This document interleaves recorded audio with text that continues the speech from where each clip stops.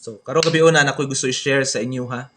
O kabalo ko nga excited mo karon o nagtuo ko nga kana ganing natay masabtan karong gabi una. Hopefully nga inyo ning ma-receive. So before ta mag-start, let us pray. Mangayo ta sa panalangin sa Ginoo nga to ang pangunahuna iyang ablihan kay design sa Ginoo nga mag-grow kita every day sa ato ang walk sa iya ha. So pray ta, let us pray. Hallelujah. Before ko mag-pray, can you just pray sa imong personal nga prayer nga to sa Ginoo, thanksgiving nga to sa Ginoo. Pasalamat ang Ginoo ninyo. Nang Ginoo nga Lord, salamat tungod kay it's another week na pod na mag-auban ta. Tapos pasalamatan na to ang Ginoo sa tanan niyang gibuhat through this week.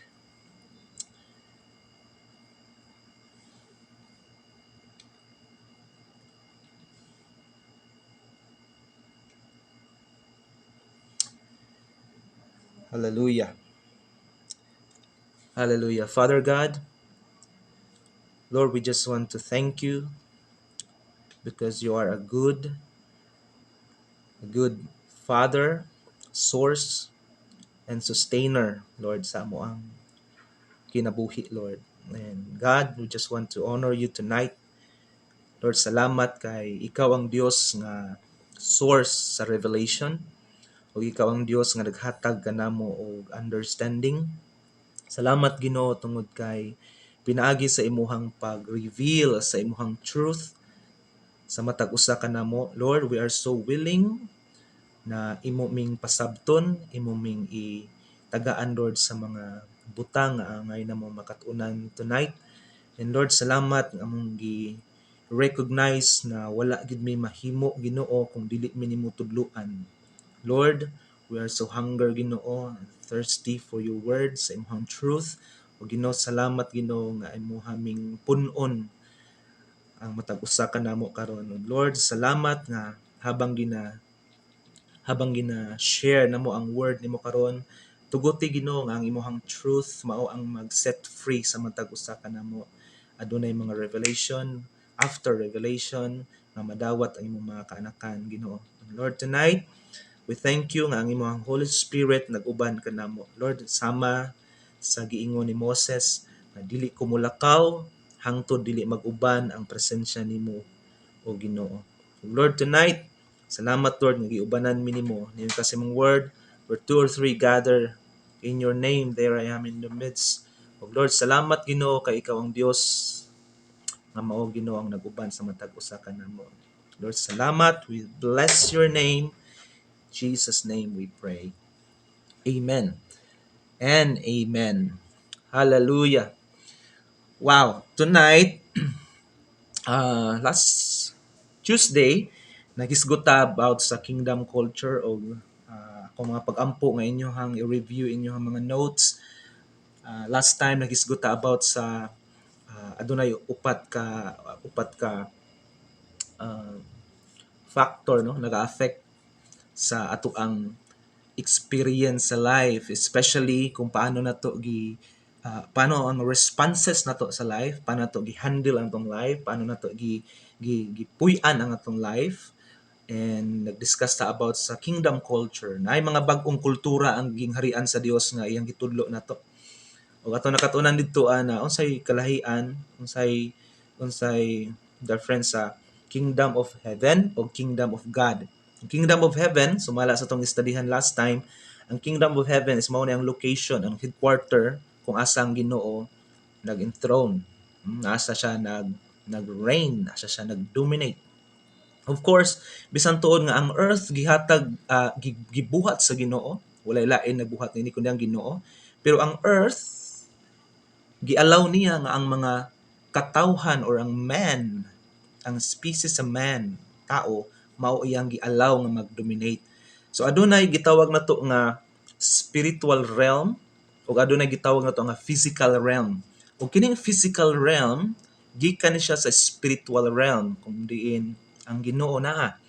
So bisan tuod ang spiritual realm dili nato makita, dili ni buot pasabot nga dili tinuod. Mao ni ang pinakatinuod kay diri tagikan. So unsay punto nato niini? angay na to masabtan unsa ka importante nga makasabota kung asa ang location sa Ginoo ug asa ang location nato. Why? Tungod kay sumala sa tong study last time nga ang Dios mao ang king. So ang tawag sa iya ha, hari no, king o kings. Kinsa ning kings? Kita ni. Anong gitawag ta niya og kings tungod kay gi-allow ta niya, gitagaan ta niya og katungod nga mag-dominate ani nga earth. So, in a physical realm, physical dimension, physical na position karon, ang Dios naghatag sa atoa og gitawag nato nga territory. O kini nga territory mao ning gitawag nato og earth. Na gusto ako ni masabtan ninyo tungod kay hangtod dili nato makatunan kung asa ang imuhang territory, dili ka ka-dominate. Kung dili ka ka-identify sa imong territory, dili ka ka-dominate o dili nimo ma-pull out ang pinaka-full potential ko nga ikaw gibuhat sa Ginoo nga ana ka. Alright? So ang pinaka-essence sa atong existence diri sa kalibutan is for you to dominate this earth. Okay? For you to dominate this earth. That's why gitagaan ta niya og gahom, otoridad, power and authority.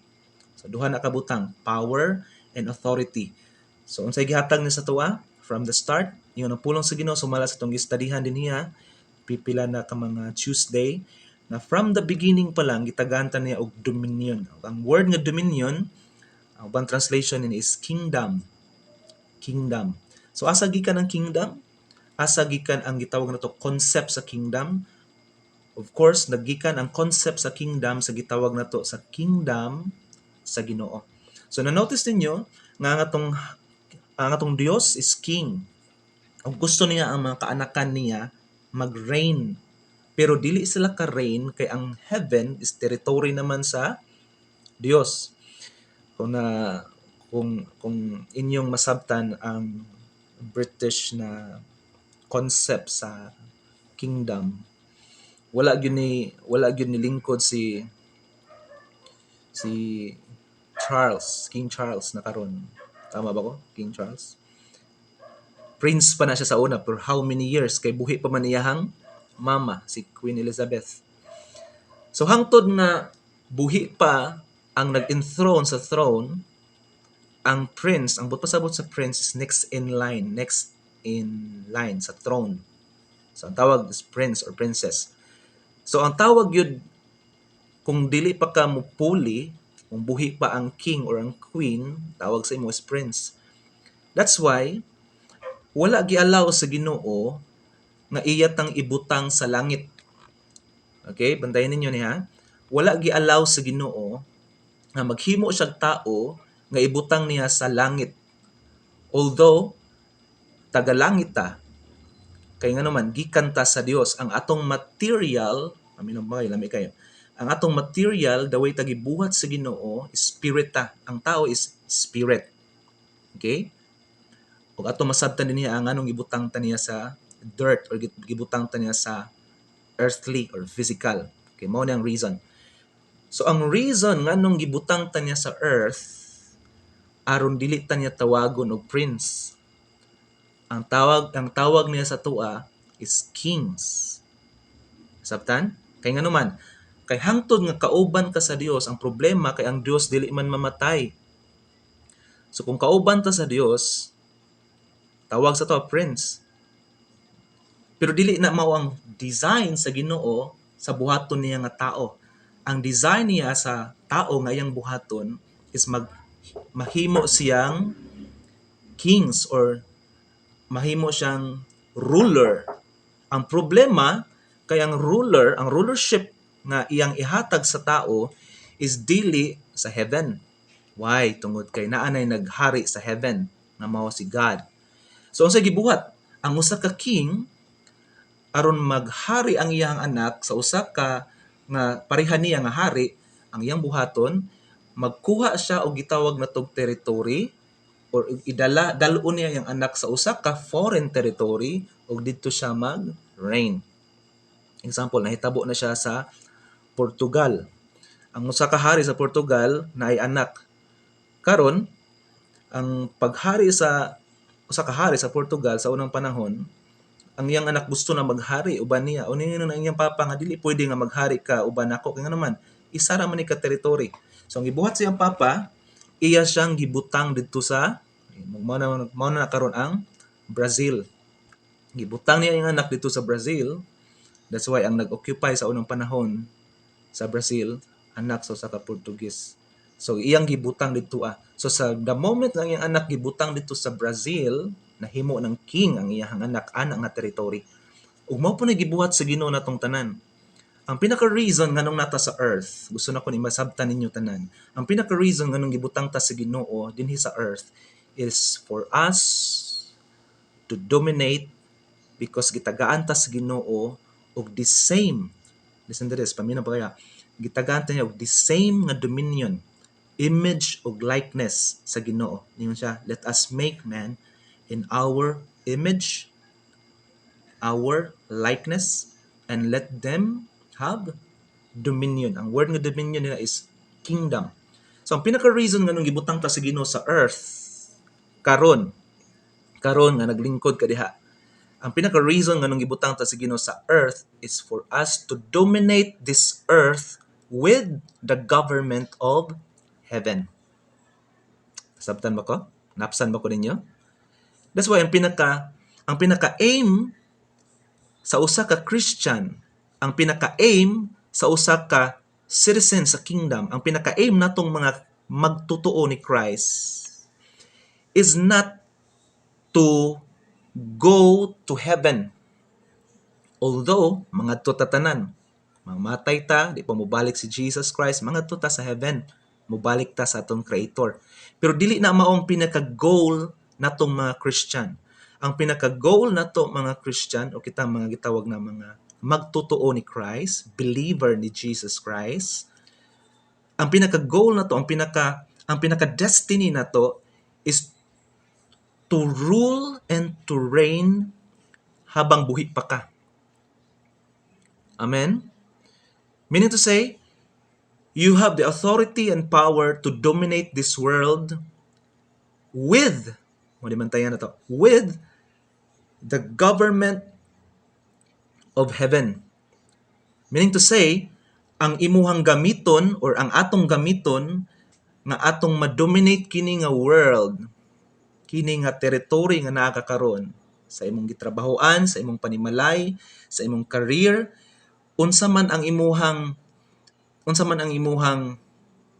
territory karon. God wants you to dominate that area with the government of heaven. Kay mo ni pinaka-design yun sa Ginoo natong tanan.